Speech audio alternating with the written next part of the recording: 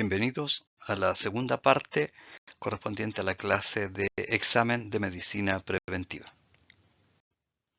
A modo de resumen, es importante considerar que el examen de medicina preventiva, el EMP, constituye un pilar fundamental del Sistema Nacional de Salud chileno, que está diseñado como un plan periódico de monitoreo y de evaluación de la salud a lo largo de todo el ciclo vital.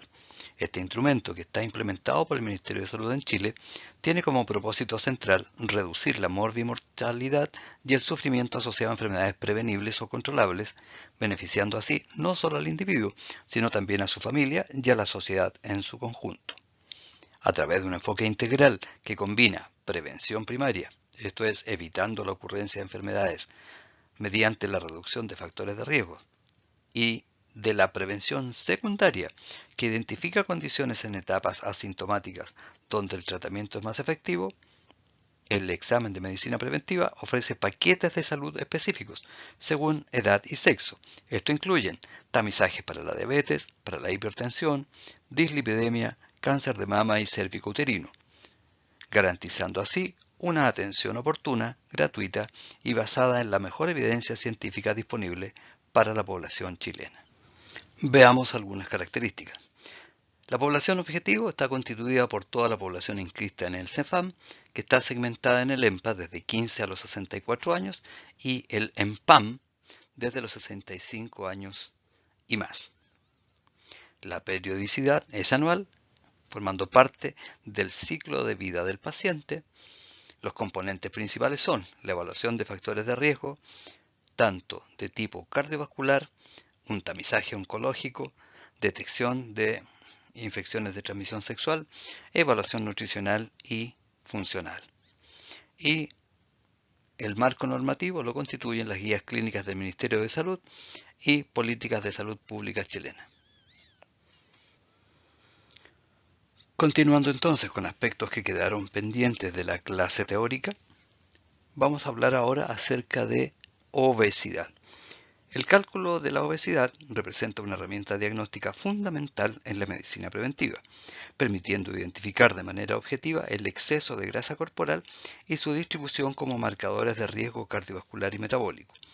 En el contexto del examen de medicina preventiva del Ministerio de Salud, la evaluación antropométrica mediante el índice de masa corporal IMC, la circunferencia de cintura y el índice cintura-cadera constituyen el primer paso para la detección temprana de obesidad y síndrome metabólico en la población adulta chilena. Estas mediciones, que son simples, no invasivas y de bajo costo, permiten clasificar a los pacientes según su nivel de riesgo, orientar las intervenciones preventivas personalizadas y monitorear la evolución de los programas de manejo del peso. Su correcta ejecución y el registro sistemático en la ficha clínica electrónica son fundamentales para garantizar la continuidad de la atención y el seguimiento longitudinal de los determinantes de salud en el sistema público chileno. El recuadro marcado nos permite indicar cuáles son las distintas celdas que debemos marcar para poder identificar en el paciente este análisis de la obesidad. Incluye aquí el peso, la talla, el cálculo del índice masa corporal, la circunferencia de cintura, y empezamos en base a eso a ir tiqueando cada uno de los recuadros, y dependiendo de eso se realizará una consejería en alimentación saludable y en actividad física. El índice de masa corporal, IMC, constituye el parámetro antropométrico de elección para la pesquisa sistemática de sobrepeso y obesidad en el examen de medicina preventiva del MinSal. Esta herramienta, recomendada por la Organización Mundial de la Salud y validada para poblaciones latinoamericanas, se calcula mediante la relación entre el peso expresada en kilogramos y el cuadrado de la talla expresada en metros, ofreciendo una estimación estandarizada del estado nutricional, que permite clasificar a los pacientes en categorías de riesgo de manera reproducible y comparable. En el contexto de la atención primaria chilena, el IMC se integra como indicador obligatorio en la ficha clínica electrónica, facilitando el tamizaje poblacional de la obesidad, que es el principal factor de riesgo modificable tanto para diabetes tipo 2, enfermedades cardiovasculares y cáncer, y activa además la ruta de atención integral del paciente con alteraciones del peso. Su medición protocolizada garantiza la detección temprana, el registro longitudinal y el seguimiento de las intervenciones preventivas a lo largo del ciclo de vida. La tabla del costado derecho nos permite identificar, según el índice de masa corporal, si el individuo está de bajo peso, cuando este es menor a 18.5 en su MTC, normal entre 18.5 a 24.9, sobrepeso entre 25 a 29.9, obesidad cuando es mayor o igual a 30, grado 1 si es que su valor de IMC está entre 30 y 34.9, obesidad grado 2 en el de 35 a 39.9, valor del IMC, y en grado 3 cuando es mayor o igual a 40 dentro del IMC. En función de esto, este IMC va a tener distintas interpretaciones clínicas, partiendo, por ejemplo, a nivel del bajo peso, se considera con riesgo de desnutrición. En el caso normal, decimos que un estado nutricional adecuado, esa sería su interpretación clínica. En el caso de sobrepeso, decimos que está con riesgo cardiovascular aumentado. En el siguiente decimos que está en riesgo alto, riesgo muy alto y finalmente cuando está en obesidad grado 3 decimos que está en riesgo extremadamente alto. La circunferencia de cintura constituye un indicador antropométrico complementario esencial en la evaluación de la obesidad, particularmente relevante para identificar la acumulación de grasa visceral, que es el tipo de adiposidad más patogénica y estrechamente asociada con resistencia a la insulina, con dislipidemia aterogénica e hipertensión arterial. A diferencia del índice de masa corporal que estima el peso total sin distinguir la composición corporal, la medición de cintura permite detectar específicamente la obesidad central o androide, que es un patrón que confiere mayor riesgo cardiometabólico independiente del índice de masa corporal total. En el marco del examen de medicina preventiva del MinSal, la circunferencia de cintura se incorpora como medida obligatoria en la evaluación nutricional del adulto, estableciendo puntos de corte poblacionales que activan intervenciones preventivas e intensivas. Su medición, que por protocolo se realiza a nivel del ombligo o punto medio entre el reborde costal inferior y la cresta ilíaca, ofrece información pronóstica superior sobre el riesgo de síndrome metabólico, diabetes tipo 2 y enfermedad cardiovascular, constituyendo así un marcador accesible, de bajo costo y alta reproductibilidad para la práctica clínica en la atención primaria. Importante entonces reconocer los valores de estos parámetros para varones y para mujeres. A continuación viene un ejercicio de cálculo. Vamos a encontrar a una usuaria que se controla antropométricamente, arrojando un peso de 70 kilogramos, una talla de 1.68 y una circunferencia de cintura de 81. Las preguntas que surgen son: ¿cuál es su índice de masa corporal? ¿Cómo clasificamos su índice de masa corporal? ¿Y cómo se clasifica su circunferencia de cintura? Por favor, realícelos. Analicemos ahora la hipertensión arterial. Esta constituye la principal causa modificable de enfermedad cardiovascular y mortalidad prematura a nivel mundial, representando entonces un desafío prioritario para el sistema de salud chileno.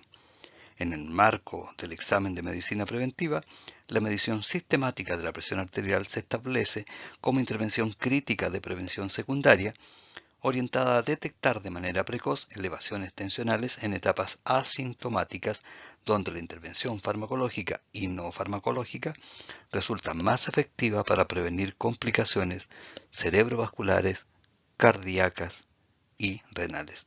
El protocolo de toma de presión arterial en el EMP exige la aplicación rigurosa de técnicas estandarizadas, que incluyen una posición adecuada del paciente, un manguito calibrado de dimensiones correctas, múltiples mediciones con intervalos definidos que permiten garantizar la validez diagnóstica y evitar fenómenos anómalos o bien lecturas que no sean válidas. Esta evaluación periódica, integrada al ciclo de vida del usuario, permite establecer diagnósticos certeros estratificar riesgo cardiovascular global y activar oportunamente las vías de atención crónica por parte del Ministerio de Salud, asegurando así la continuidad del cuidado mediante el registro sistemático en la ficha clínica electrónica y el seguimiento longitudinal de metas terapéuticas. El recuadro de color verde nos indica los valores que debiéramos registrar en cuanto a presión arterial sistólica, presión arterial diastólica, y dependiendo de si estos valores sobrepasan ciertos niveles, siendo necesario referir a perfil de presión arterial. La clasificación de la presión arterial en adultos de 18 años y más constituye el eje diagnóstico fundamental para la estratificación del riesgo cardiovascular en el examen de medicina preventiva del MinSal. En el EMP, la aplicación sistemática de esta clasificación en la población adulta chilena posibilita la detección temprana de la hipertensión arterial, condición que afecta a más del 25% de los adultos mayores de 15 años en Chile y representa el principal factor de riesgo modificable para enfermedad cerebrovascular e infarto agudo al miocardio. La correcta categorización del nivel tensional combinada con la evaluación de factores de riesgo adicionales y daño de órgano blanco orienta al ingreso oportuno a programas de manejo de enfermedades crónicas y garantiza así la continuidad del cuidado a través del seguimiento protocolizado en la red asistencial del Sistema Nacional de Salud. Aquí empezamos a observar los distintos valores que aparecen para las categorías de normal, prehipertensión, hipertensión arterial etapa 1 e hipertensión arterial etapa 2. Aparecen los valores de presión arterial sistólica, presión arterial diastólica y toma en ciertas consideraciones importantes en la parte final, donde indica, entre otras cosas, que el riesgo cardiovascular aumenta a partir de valores de 115,75 milímetros de mercurio y se dobla con cada incremento en 20 para la sistólica y 10 milímetros de mercurio, tanto en la presión arterial sistólica como diastólica respectivamente. Las personas normotensas mayores de 55 años tienen un 90% de posibilidades de poder desarrollar hipertensión arterial. Eso es un dato a tener en cuenta. La técnica estandarizada de toma de presión arterial constituye el pilar metodológico para garantizar la validez y la reproducibilidad de las mediciones en el examen de medicina preventiva. La aplicación rigurosa de un protocolo uniformizado que contempla la preparación adecuada del paciente, el posicionamiento anatómico correcto, la selección del manguito calibrado según biotipo y la secuencia de múltiples mediciones va a minimizar errores sistemáticos, asegurando así diagnósticos confiables y decisiones terapéuticas basadas en evidencia real. Aquí están los 6 pasos fundamentales para poder desarrollar una técnica estandarizada correcta al momento de tomar la presión arterial. Tenemos otro ejercicio de cálculo, esta vez Francisca al control de signos vitales entrega los siguientes datos, que usted controla el brazo derecho a izquierdo y se queda con los del brazo izquierdo. Y me señala distintos valores para la presión arterial, me indica la frecuencia cardíaca y le está haciendo la siguiente pregunta. ¿Cuál es la presión arterial de Francisca? ¿Por qué motivo decide seleccionar el brazo izquierdo? Y por otro lado, ¿qué debemos hacer con ella, con este rango de presión encontrada? Por favor, realice el ejercicio.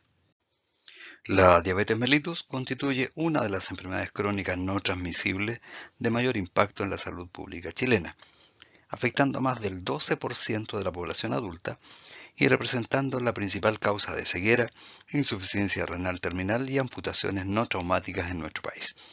En el marco del examen de medicina preventiva, la pesquisa sistemática de diabetes se establece como una intervención prioritaria de prevención secundaria, que va orientada a detectar precozmente alteraciones de la glicemia en etapas asintomáticas o de prediabetes, donde la intervención intensiva sobre factores de riesgo modificables, llámese peso, actividad física, alimentación y tabaquismo, puede retardar o prevenir la progresión a diabetes manifiesta y sus complicaciones micro y macrovasculares. El protocolo de tamizaje del examen de medicina preventiva incorpora la medición de glicemia capilar o plasmática en ayunas como herramienta diagnóstica inicial, complementada con la evaluación de factores de riesgo no modificables, edad, antecedentes familiares, historia de diabetes gestacional y aquellos también modificables como obesidad central, sedentarismo, hipertensión, dislipidemia, para estratificar así la población y personalizar la periodicidad del control. Esta es una estrategia poblacional integrada al modelo de atención primaria de salud chileno, lo que va a permitir el ingreso oportuno de pacientes diabéticos y prediabéticos a programas de manejo crónico, garantizando así seguimiento multidisciplinario, educación en autocuidado y metas de control glicémico, lipídico y tensional que van a reducir la carga de enfermedad y mejoran, por supuesto, la calidad de vida de los usuarios del Sistema Nacional de Salud. En el recuadro rojo aparecen los valores, ¿no es cierto?, y las circunstancias en las cuales debo derivar, ya sea a consejería en alimentación saludable y actividad física, o bien si necesitamos referir a confirmación de tipo diagnóstico. El screening de prediabetes, vale decir alteración de la glicemia en ayuna, puede ser causado por glicemia alterada en ayuna o intolerancia a la glucosa, y aparecen los respectivos valores para ser considerada como glicemia alterada en ayuna o intolerancia a la glucosa. Y es importante tener en cuenta que esto debe manejarse porque existe la posibilidad de que el 10% de estos cuadros de prediabetes, ya sea esta o la siguiente, se conviertan a diabetes en un 10% al año. Si tengo 100 personas con estas circunstancias, 10 de ellas van a convertirse en diabéticos durante el presente año. Por eso la importancia de poder realizar este screening adecuado. Aquí hay dos temas que aparecen en parte del cuestionario, la parte F y la parte G. La parte F señala acerca de la presencia de sífilis en personas con conductas de riesgo. Ya está identificado quienes se consideran personas en conductas de riesgo. Y en la letra G, aquellos que corresponden a tuberculosis. Dependiendo de esto, lo que se marque, ya sea no o sí, si fuese sí, vamos a pedir un BDRL o un RPR, y dependiendo de esto, el resultado vamos a referir a un programa de enfermedades de transmisión sexual. Y en el caso de la tuberculosis, si marcara sí por la presencia de tos productiva por más de 15 días, una vaciloscopía con una primera muestra de inmediato y una entrega de una segunda caja para que el paciente continúe en su hogar, ¿no es cierto?, con la segunda muestra. Y aquí aparecen una serie de preguntas, entre ellas cómo plantearía usted la pregunta de conducta sexual de riesgo y cómo le va a explicar el examen a realizar, qué debe hacer para pesquisar tuberculosis, cuándo y cuántas muestras le solicita, si el paciente le refiere tos productiva hace 2 semanas, y qué documentos requerimos y dónde se deja la muestra. Y por otro lado, qué elementos de seguridad debe usar y cómo se llaman estos. Importantísimo estas preguntas que aparecen aquí. Búsquenlas en las guías del Ministerio de Salud porque son trascendentales que usted las conozca, tanto para la evaluación que le corresponde como para su aprendizaje y su manejo durante sus prácticas clínicas. Con respecto a la sífilis, que era lo que aparecía en la diapositiva anterior, si nos preguntaran qué es la sífilis, ¿qué responderíamos? ¿Está usted preparado para entregar conocimiento al usuario? Veamos la siguiente diapositiva. Usted podría partir señalando que es una infección de transmisión sexual que generalmente se transmite por el contacto con úlceras infecciosas que están presentes en los genitales, que también puede ocurrir durante el embarazo, que es una enfermedad sistémica, lo causa una bacteria, Treponema pallidum, que se transmite preferentemente por contacto sexual y que la infección natural es exclusiva del ser humano. Y el uso correcto y uniforme de preservativos va a reducir en forma significativa el riesgo de infección y que los síntomas varían en las diferentes etapas. Habitualmente se inician 21 días después de la infección, pero pueden aparecer en un plazo de entre 9 y 90 días. Y el tratamiento fundamentalmente es por medio de antibióticos, sobre todo si se detecta en etapa temprana.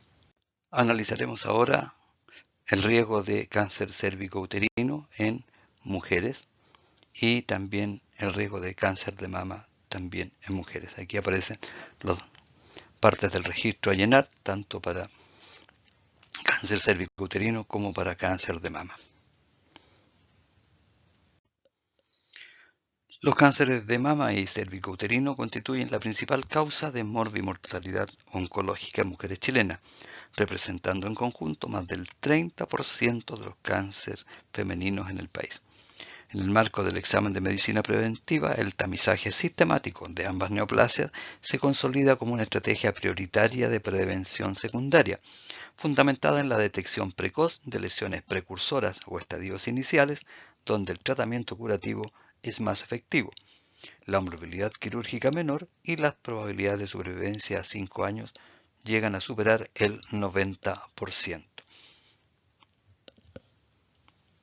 En cuanto al cáncer cérvico-uterino, que está en el número 8, comprende una prevención primaria y una prevención secundaria. En el caso de la prevención primaria, la educación y la vacunación contra el virus papiloma humano en cuarto y quinto año de enseñanza básica, la prevención secundaria, que consiste en realizar el Papa Nicolau cada 3 años en mujeres entre los 25 y los 64 años.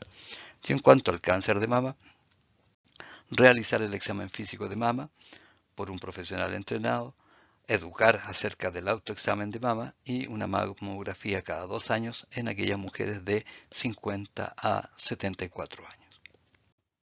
La presente diapositiva nos muestra el abordaje de aquellas personas con factores de riesgo cardiovascular en la atención primaria de salud. Encontramos en la primera columna del costado izquierdo los factores de riesgo, al centro qué hallazgo encontramos, vale decir, en la pesquisa del EMPA y cuáles son las intervenciones a realizar en la atención primaria de salud. Pongamos algunos ejemplos. Si la presión arterial está elevada fue porque encontramos en la pesquisa que la presión arterial está mayor o igual a 140,90 milímetros de mercurio y por lo tanto la intervención en APS consiste en realizar el perfil de presión arterial y el ingreso al programa de salud cardiovascular. En el caso de obesidad, como factor de riesgo el IMC mayor o igual a 30, nos encontramos que en el EMPA descubrimos un IMC mayor o igual a 30 y por lo tanto la intervención en APS es la derivación a nutricionista. Le invito a analizar los distintos factores de riesgo, ver cuáles son los hallazgos en la pesquisa del EMPA y cuáles serían las intervenciones a realizar en la atención primaria en salud. El Programa de Salud Cardiovascular del MinSal establece criterios de ingreso basados en evidencia científica que integran 3 dimensiones fundamentales: diagnósticos cardiovasculares confirmados, alteraciones objetivas en exámenes del laboratorio de imagen y la presencia de factores de riesgo relevantes que en conjunto permiten estratificar la población adulta chilena según su probabilidad de desarrollar eventos cardiovasculares mayores. En el examen de medicina preventiva, la aplicación sistemática de estos criterios asegura que pacientes con enfermedad cardiovascular clínica manifiesta, disfunciones metabólicas severas o perfiles de riesgo acumulado accedan oportunamente a intervenciones preventivas intensivas, seguimiento especializado y tratamiento farmacológico individualizado, reduciendo así la progresión de la enfermedad y sus complicaciones. La identificación de estos criterios mediante la anamnesis estructurada, la evaluación física protocolizada y la interpretación de los resultados del laboratorio de imagen activa la derivación automatizada al programa, garantizando la continuidad asistencial, el registro sistemático en la ficha clínica electrónica y el cumplimiento de metas terapéuticas específicas, llámese presión arterial, lípidos, glicemia, estilo de vida, que constituyen los pilares del manejo crónico en el Sistema Nacional de Salud chileno. En base a lo comentado entonces, cualquier situación dentro de los diagnósticos confirmados que aparecen en este costado serían un criterio de ingreso al programa de salud cardiovascular. Lo mismo en alteraciones en los exámenes. Cualquiera de estos resultados que aparezca alterado, evidentemente nos va a indicar de que esta persona debe incorporarse al programa de salud cardiovascular. Y así también en factores de riesgo relevantes, como lo incluyen, entre otras cosas, el tabaquismo, el sobrepeso, el sedentarismo y antecedentes familiares de enfermedad cardiovascular. Lo invito entonces a aprender cuáles son los diagnósticos confirmados que están al costado derecho y que son criterios de ingreso, cuáles son las alteraciones en los exámenes que están también en el costado derecho y que son criterios de ingreso para este programa, y cuáles serían los factores de riesgo relevantes que aparecen aquí al costado derecho para que esta persona ingrese al programa de salud cardiovascular.